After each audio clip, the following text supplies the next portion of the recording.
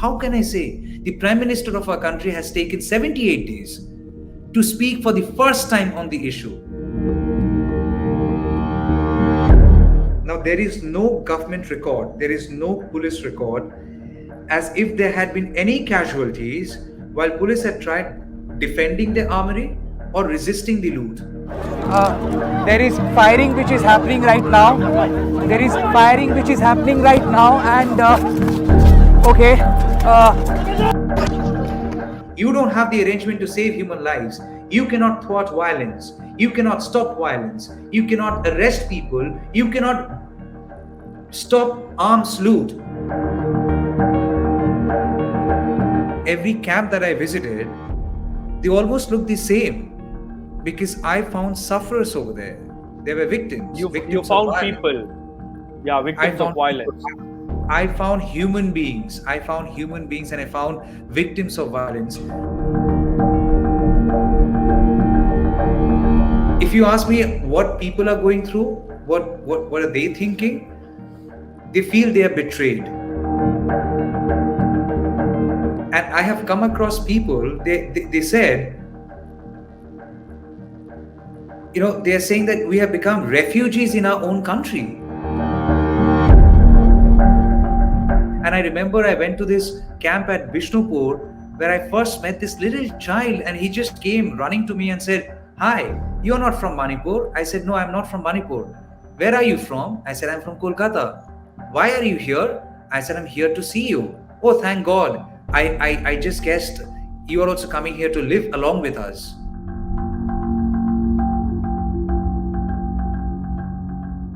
Hello and welcome to the News Minute.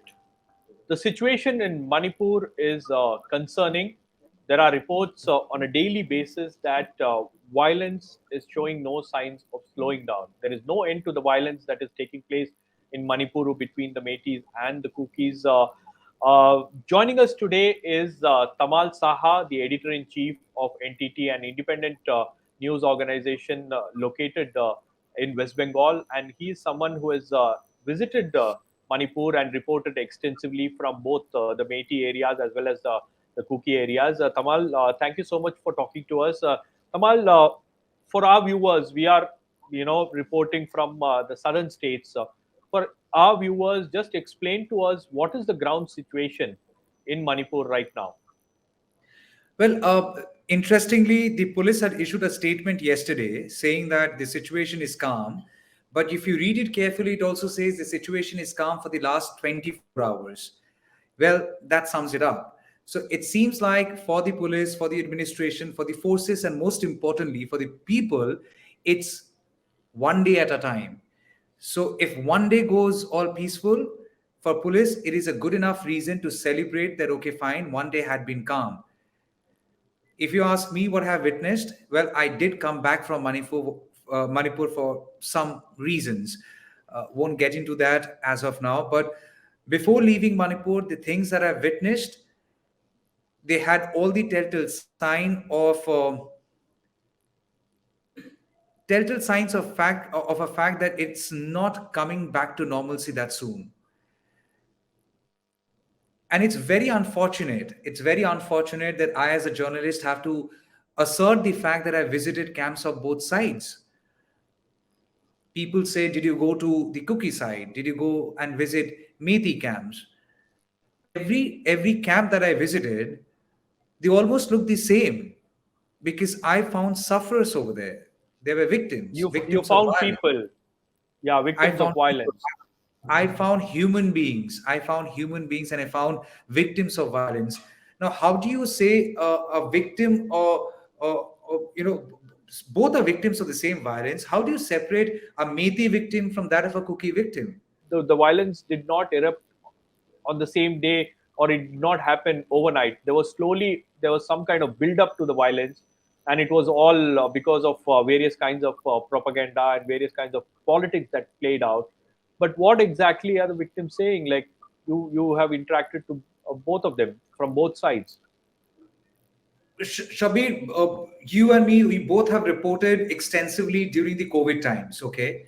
Now, let's recall and juxtapose COVID situation with this situation of violence. Our common understanding is When the first case of COVID was identified, what did we all do? Be it the government or the people, we all first identified that area, isolated that area, contained the violence in that area by calling it a containment zone.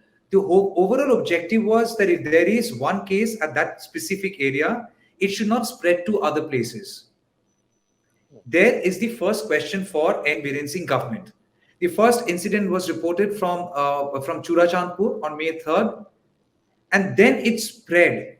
Either there was a concerted effort, a larger design that was working behind the curtains, and they were possibly waiting for an incident and a spark of this kind, and then the fire had spread, or it is an absolute failure of the government. If that was a spontaneous protest and a violence that happened over that protest,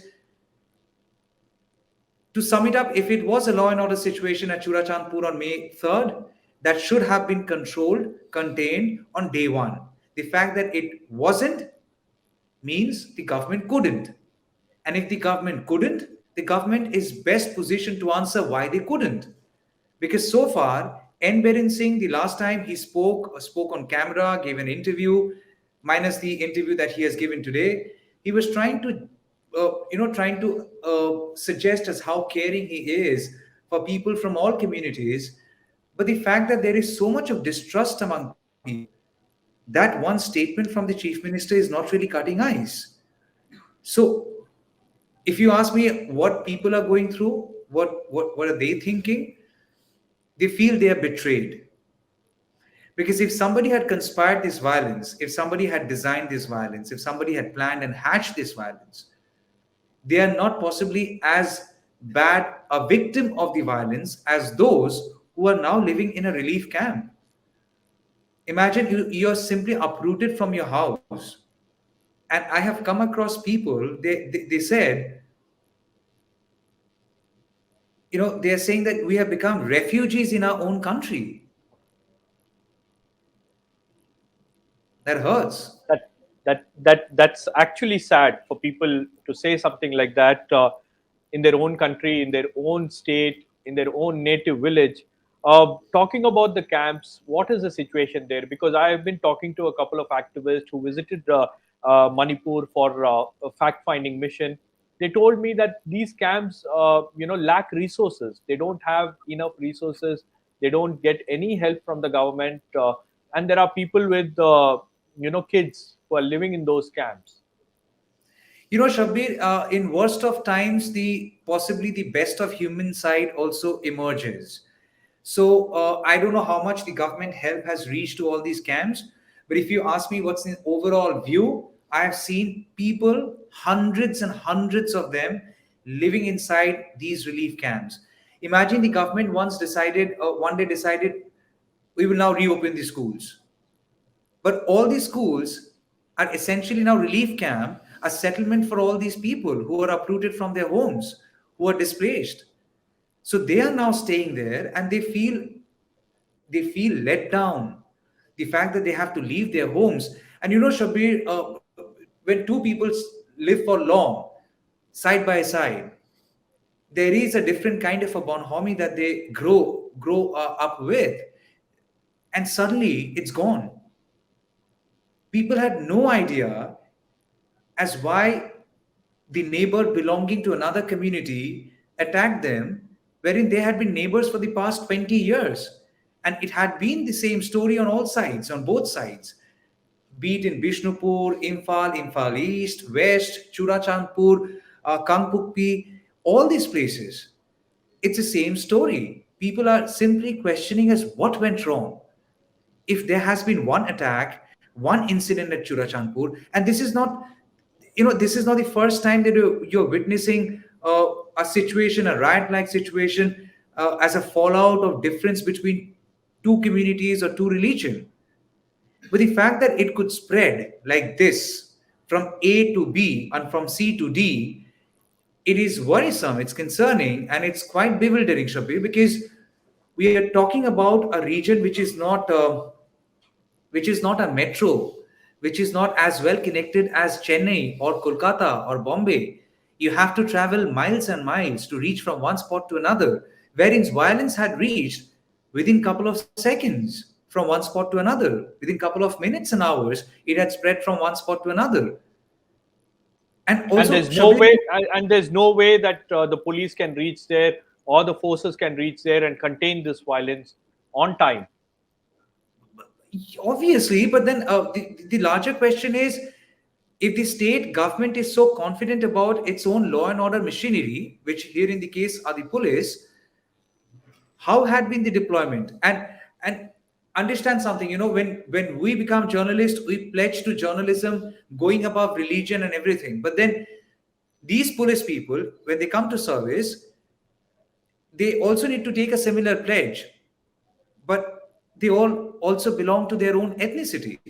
So whether such ethnic differences or distrust had in a way uh, hampered the service of police people, we cannot really confirm that. But there had been multiple allegations of people who are there in the relief camp, and they're saying, we are asking for help, police did not. It's not my statement, it is not someone else's statement, it's a statement coming in from the victims. Now, the basic logic and the theory that we all follow in journalism, if there is a complaint, it also has to be substantiated by a police complaint. Well, all these people who have left their homes, their houses burned down, they are simply clueless as whether there is any police record of a violence that happened that has also claimed their houses.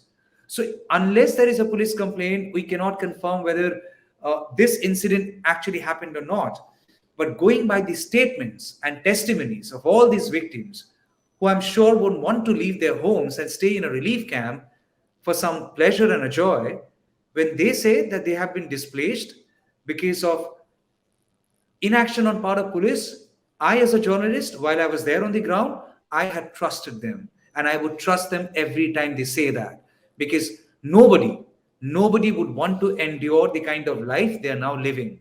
Little children, Shabbir, little children, they are absolutely clueless. They're oblivious to the fact that they do not have their homes.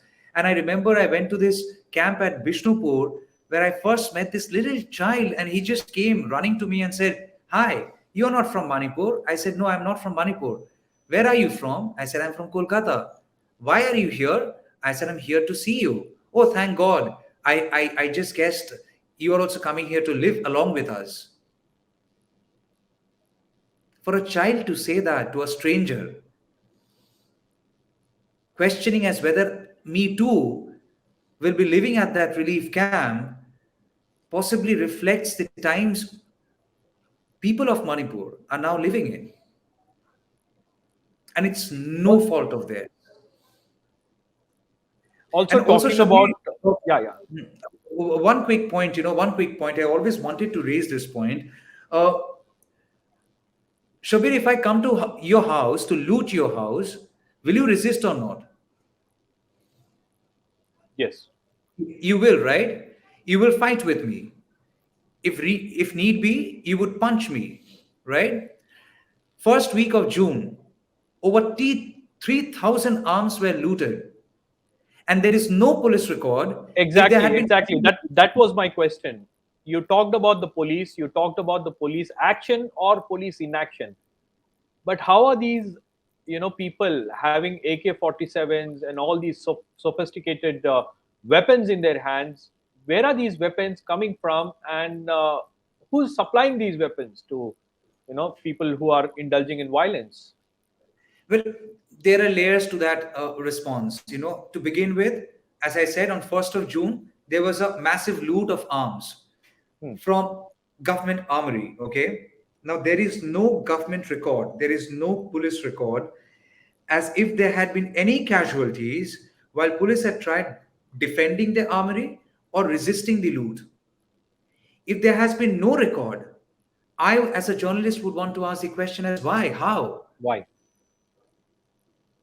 If somebody goes to loot the Reserve Bank of India, and only a naive would believe that there won't happen any resistance. So I know it's a very sensitive area. The armory is a sensitive area. You have your arms, you have your ammunition. It's a state resource which you need in times of crisis. And I'm sure it is well guarded, well protected. If it isn't well guarded, well protected, then there is a larger question on part of government trying to manage their law and order situation. So, A, there was no resistance. Now, there had been multiple theories, multiple allegations. Some say the government allowed that to happen. Some say police allowed that to happen. Some say favoritism. And some also say that police were caught off guard. But everything said and done, if it was an illegal loot by miscreants, will I allow that? If not, will I fire in the air? If yes, how many bullets? If that attempt had failed, did you follow the protocol to fire at the miscreants? Were people injured? Were people killed? There has to be some proof of resistance. I did not come across any form of resistance. And there is my larger question as did this loot happen? And after the loot happened, the arms have gone in the hands of the miscreants. I don't want to identify them as people belonging to A community, B community. They are people who have the arms in their possession, which is a threat to the Illegal. peace. Illegally, and it Yeah, is a threat illegally. to the peace. And also, we have to understand there is a border that Manipur shares with Myanmar, and if you go by the history of army, the Assam Rifles, most importantly, their own data, it suggests that they have thwarted multiple attempts of illegal arms smuggling, which also indicates that is a porous route or a potential route for armed transactions. Now, it is not what we are confirming, it is already established from data, from reports corroborated by Assam Rifles and other forces as how that route has been followed to, in a way, bring in arms or ferry arms. So, if you ask if arms are coming from other countries, well, again, it is something that the government can confirm. I can only highlight the fact that there is a history of that border being porous and how transactions of arms and ammunitions had happened in the past. And finally, when I had gone to one of the bunkers and I spoke to those young people, um, it was a heart-wrenching experience as how they have left their life and they had chosen to pick up arms. At least one of them admitted that he had asked his friends and family to get arms from Dimapur, which is in India, and somebody supplied it to him from Dimapur. Again, it's his statement. I independently was not in a position to confirm or verify that. But to sum it up, these are the three reasons that I have managed to identify as why and how arms have landed in the hands of civilians. And Tamal also talking about the efforts. The government says that they are doing everything possible to ensure that the violence is controlled, it's contained. But what exactly is happening on ground? Because, like, even after 79 days, what we see is, violence, the reports of violence in various areas.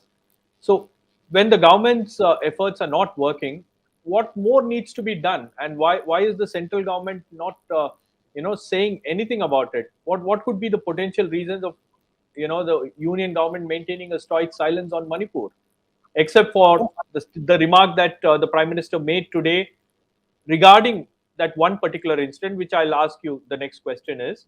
But what exactly is the reason? Why is the union government aloof in handling this entire situation? Uh, Shabbir, I don't know. I really can't confirm this because it is surprising to me as well. Okay, there is a BJP government in Manipur. There is a BJP government at the center. Forget political parties, forget the government. I am surprised the president of my country hasn't spoken anything about Manipur. There is no politics in appealing for peace. And it is not like the president of this country doesn't speak. She has spoken on multiple issues, on multiple occasions. And I, as a civilian, I, as a citizen of this country, if not anything, I was actually wanting to hear an appeal for peace. If I, as an individual, in capacity of a journalist, can go there, meet people, and everyone I have met, whether the person was holding arms or something else, or living at a relief camp, or a stranger, absolute stranger, my appeal was an humble one for peace. Why couldn't people holding the position of power simply appeal for peace. The Prime Minister spoke about Manipur after 78 days. After 78 days. which is sad, It is shocking. shocking. If you travel to Manipur, we have to understand there are a lot of such perception that people from Northeast uh, are not as entitled as people from mainstream India. First of all, I don't understand what you mean by Northeast India, South India, East India, West India, uh, Central India. I think India is one, and all the states have their names. It is sad that till date your level of GK is judged as whether you know the names of seven sisters of Northeast or eight states of Northeast. How stupid it is! It should be taught in school. So the discrimination, the seed of discrimination is there, and I don't know if society as a whole collectively made much of an effort to remove that idea that look, Manipur is equally mainstream India. Assam is equally mainstream India. Arunachal Pradesh is equally mainstream India. As much as New Delhi or Kolkata or Mumbai or Bangalore is. So there is a sense of how do I put it? There is a sense of disappointment that even after these many years, people of Manipur have to prove or ask for their right. How hurtful it was when somebody told me, "Aap to Manipur se hai nahi, you're not from Manipur." You know how we people are treated elsewhere. And I know what they were hinting at.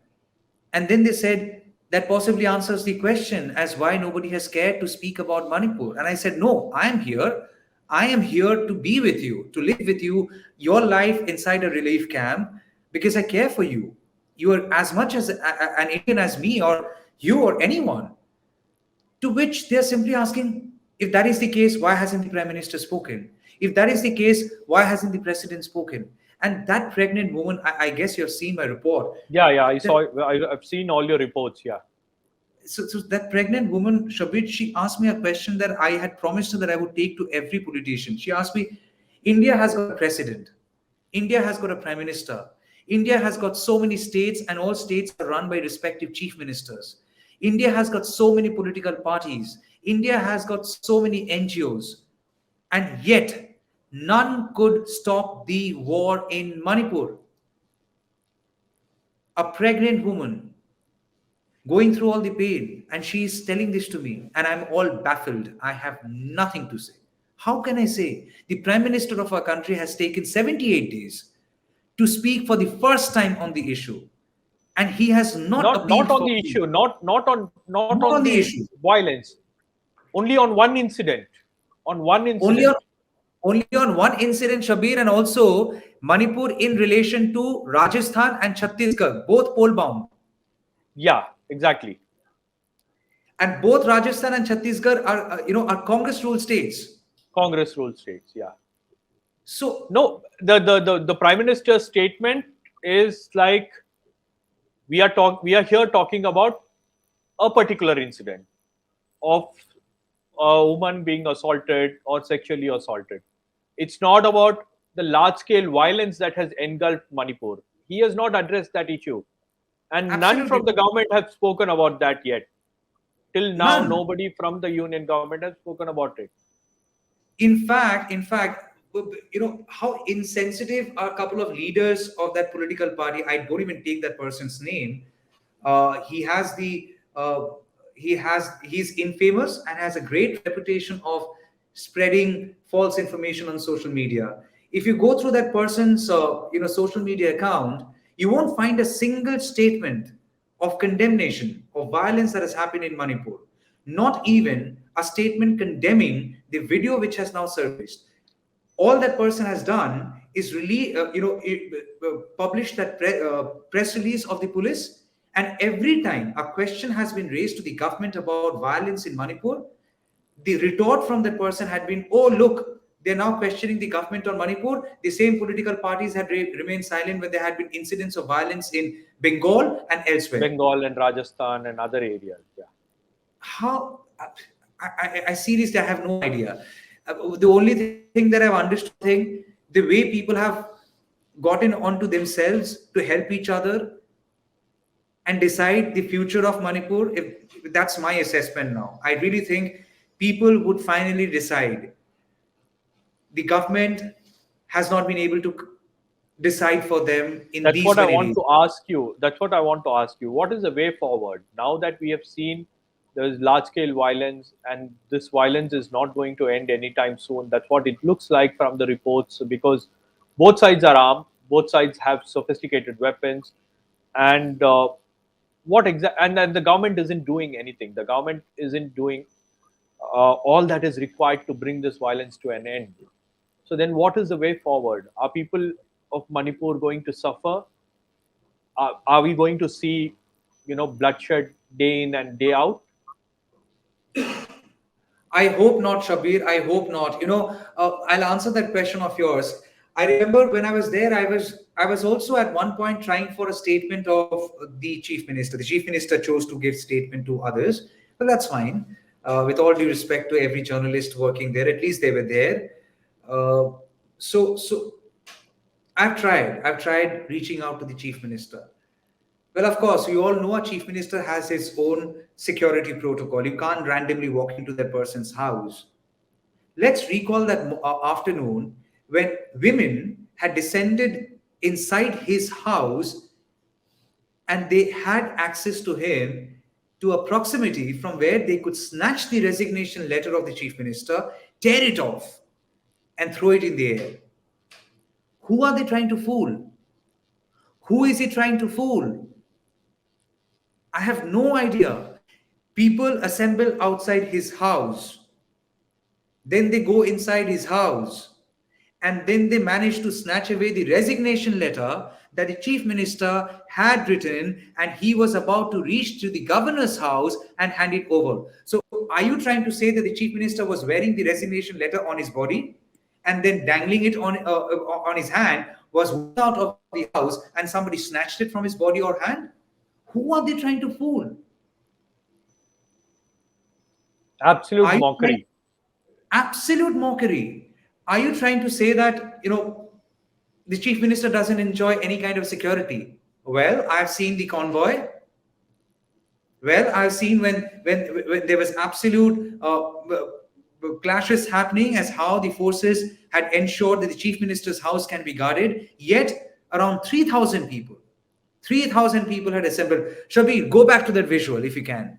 The visual that was released by them. You would also find a drone camera shot. So you had no idea that people would assemble outside your house. Yet you had the arrangement in place, including a drone. You can't save human lives. More than 150 people, according to government data, have died. You don't have the arrangement to save human lives. You cannot thwart violence. You cannot stop violence. You cannot arrest people. You cannot stop arms loot. But you had all the wherewithal to, to ensure there is a fantastic drone footage of people who are rallying behind the chief minister on the day he was supposedly planning to submit his resignation letter to the governor. I don't know who all they have managed to fool, but they can't fool me. I've seen it. I've And seen it and very and close. and the people of India, I'm sure, they all Oh, know really? what they're seeing. Since yesterday, I need to share this incident with you, Shabir. It's very personal, and I thought I will never share it with anyone. After I saw that video yesterday, uh, yes, I've been to several camps, and if you think there were just two victims, no, there are many, many victims. Many. There are similar stories of horror where women were violated, inappropriately touched, groped, allegedly raped, gang raped. I remember having met this woman who was in captivity for days. She claims that she was raped and gang raped while she was in captivity. And thereafter, it came a moment when she said, there is nature's call. There was only one man at that point in time manning that room. She was taken right behind the house, closer to a bush, and her hands were freed. She ran without a single thread on her body. That's what she told me. She ran through the mountains, then tumbled, fell on the road. An auto driver picked her up and took her to a relief center. Thankfully, that auto driver belonged to the same community as the woman. When I spoke to her, I was cell shocked. My hands are shivering now, yeah. And then she told me, so don't share this story with anyone. Don't show my face. I said, why? Why don't you want to report to the police? And she told me, if I come out in public and say this is what has happened to me, because I belong to one community, there is no guarantee that people from my community, out of rage, resort to retaliatory rapes of women who might belong to another community, but they are still women. It is terrible. It is terrible as what they are living with and what they have already seen. And the scars are going to stay. At this point in time, when you ask what is the road ahead, I think a healing touch. If we as a country can go back to Manipur, meet all the victims, and especially victims like these women, tell them that we are sorry. If redemption can help a political leader and a party win election, maybe it can help a nation rebuild Manipur. I think everyone should go to the people of Manipur and apologize. First thing first. If the perpetrators are few, the victims are many. And that's unacceptable. So thank you, Tamal, for talking to us. And I hope the situation in Manipur, comes back to normalcy. And I hope people get back their lives, because that is something that you and I would want for sure. And we will keep a close watch on the developments in Manipur. And I will also get in touch with you if and when there are many developments on Manipur. Thank you, Tamal. Thank you. Thank you.